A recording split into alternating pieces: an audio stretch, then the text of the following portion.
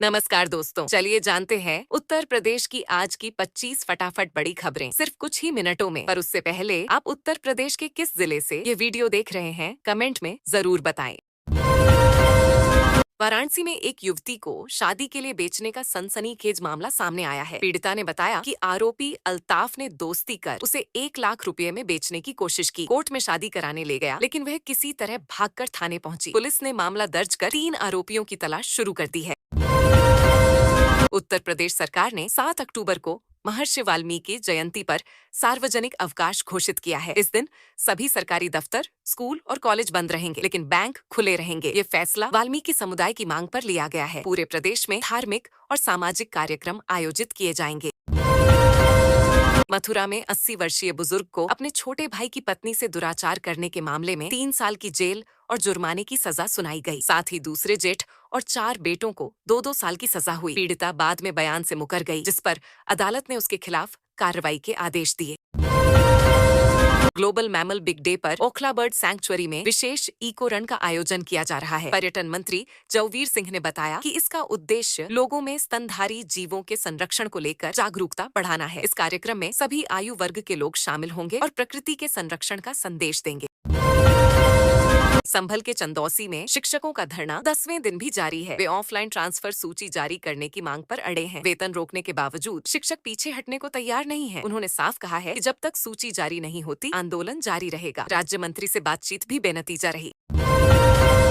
पूर्व डीजीपी प्रशांत कुमार ने अतीक अहमद और अशरफ हत्याकांड पर खुलासा करते हुए बताया कि हत्यारे पत्रकार बनकर आए थे। उनके पास कैमरा और प्रेस कार्ड भी था। पुलिस मौके पर मौजूद थी, लेकिन गोलीबारी कुछ सेकंड में हुई। पुलिस ने तुरंत आरोपियों को पकड़कर हथियार बरामद कर लिए। उटंगन नदी हादसे में नव विवाहिता चंचल का सुहाग उजड़ गया। हादसे में उसके पति भगवती की डूबकर मौत हो गई। वह अपनी पहली करवा चौथ की तैयारी कर रही थी, तभी यह हादसा हुआ। परिवार में मातम छाया है और लापता लोगों की तलाश जारी है। स्थानीय प्रशासन राहत कार्य में जुटा है। लखनऊ के कस्तूरबा गांधी आवासीय बालिका विद्यालय की छात्राओं ने प्रिंसिपल और वार्डन पर गालियां देने और मारपीट के आरोप लगाए हैं। शिकायत के बाद वार्डन को तुरंत पद से हटा दिया गया। जिला प्रशासन ने 3 महिला अधिकारियों की जांच समिति गठित की है। मामला छात्राओं की सुरक्षा पर गंभीर सवाल उठाता है। मेरठ में 4 युवकों को व्हाट्सएप पर जुलूस का ऑडियो वायरल करना भारी पड़ा। पुलिस ने फैज, नफीस, आबिद और लुकमान को गिरफ्तार कर लिया। जांच में पता चला कि 3 दिन पहले ही जुलूस की योजना बनाई गई थी। पुलिस ने पूरे मामले की निगरानी करते हुए तुरंत कार्रवाई की और मामला दर्ज किया। उत्तर प्रदेश में पश्चिमी विक्षोभ के कारण 5 से 7 अक्टूबर तक बारिश और ओलावृष्टि का अलर्ट जारी हुआ है। नोएडा सहित कई जिलों में भारी बारिश की संभावना है। 7 अक्टूबर के बाद मौसम शुष्क रहेगा। बारिश से तापमान में गिरावट आएगी और लोगों को गर्मी से राहत मिलेगी। कानपुर की रामलीला घटना पर अखिलेश यादव ने बीजेपी पर तंज कसते हुए कहा कि भाजपाई नेता रावण बनने की तैयारी कर रहे थे, कट्टा नहीं तान रहे थे। उन्होंने व्यंग्य किया कि ऐसे लोगों को अभिनय की जरूरत नहीं, क्योंकि ये रोजाना खलनायकी में निपुण है। बयान सोशल मीडिया पर वायरल हो गए। योगी सरकार लखनऊ और हरदोई में 1000 एकड़ भूमि पर पीएम मित्र टेक्सटाइल पार्क विकसित करने जा रही है। इस प्रोजेक्ट से 10,000 करोड़ से ज्यादा का निवेश आएगा और करीब 1 लाख लोगों को रोजगार मिलेगा। सरकार ने 95 औद्योगिक इकाइयों के साथ एमओयू साइन कर दिए हैं। पूर्वी उत्तर प्रदेश में बारिश ने 136 साल पुराना रिकॉर्ड तोड़ दिया। वाराणसी में बीएचयू वेधशाला ने अब तक की सबसे ज्यादा बारिश दर्ज की है, जिससे 1900 का रिकॉर्ड टूटा। गोरखपुर में 2 लोगों की मौत और 6 घायल हुए हैं। पश्चिमी यूपी में भी भारी बारिश का अलर्ट जारी किया गया है। मुख्यमंत्री योगी आदित्यनाथ ने नगर विकास विभाग की बैठक में कहा कि विभागों के बीच तालमेल की कमी से योजनाएं अटकती हैं। उन्होंने निर्देश दिया कि कॉलोनियों के अनियमित विकास पर रोक लगे और सभी योजनाएं योजनाबद्ध ढंग से चलें। ढिलाई बरतने वालों पर कार्रवाई की चेतावनी दी।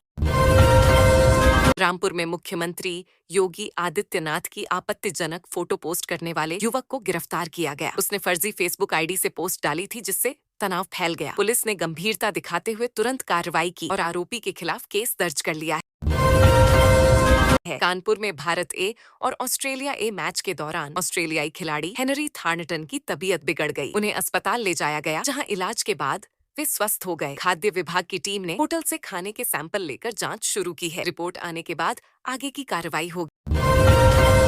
की। अखिलेश यादव ने बीजेपी सरकार पर लोकतंत्र की हत्या का आरोप लगाया। उन्होंने कहा कि सपा डेलीगेशन को बरेली जाने से पहले हाउस अरेस्ट करना तानाशाही है। उन्होंने आरोप लगाया कि सरकार संविधान की भावना से खिलवाड़ कर रही है और असंवैधानिक तरीके से शासन चला रही है।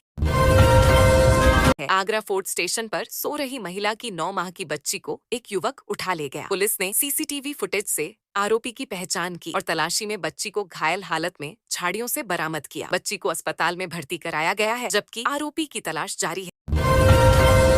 मुख्यमंत्री योगी आदित्यनाथ ने अफसरों को चेताया कि विकास कार्य सिर्फ फाइलों में नहीं, जमीन पर दिखना चाहिए। उन्होंने कहा कि योजनाओं का असर जनता के जीवन में बदलाव लाने वाला होना चाहिए। अफसरों को निर्देश दिया कि पारदर्शिता और वैज्ञानिक दृष्टिकोण से काम करें।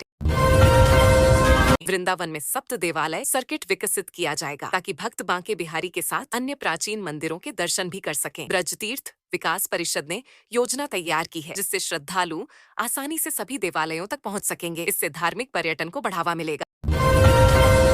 बिजनौर के अफजलगढ़ में लिक्विड CO2 से भरा टैंकर पुलिया तोड़ते हुए नदी में गिर गया। हादसे में दोनों चालक की मौके पर मौत हो गई। टैंकर इतनी तेज रफ्तार में था कि पुलिया टूट गई और वाहन नदी में जा गिरा। पुलिस और राहत दल ने मौके पर पहुंचकर बचाव कार्य शुरू किया। वृंदावन के संत प्रेमानंद महाराज की तबीयत बिगड़ने से उनकी पदयात्रा अनिश्चित काल के लिए रोक दी गई है। किडनी की समस्या के चलते उन्हें बार बार डायलिसिस की जरूरत पड़ रही है। भक्त उनके शीघ्र स्वस्थ होने की कामना कर रहे हैं। महाराज ने अंगदान स्वीकार करने से मना कर दिया है। प्रधानमंत्री आवास योजना से अब लोग घर के सपने को हकीकत में बदल सकते हैं। सरकार पहली बार घर खरीदने वालों को 1,80,000 रुपए तक की ब्याज सब्सिडी दे रही है। यह योजना निम्न और मध्यम आय वर्ग के लोगों के लिए है, जिसमें 6.5% तक ब्याज छूट का लाभ दिया जाता है।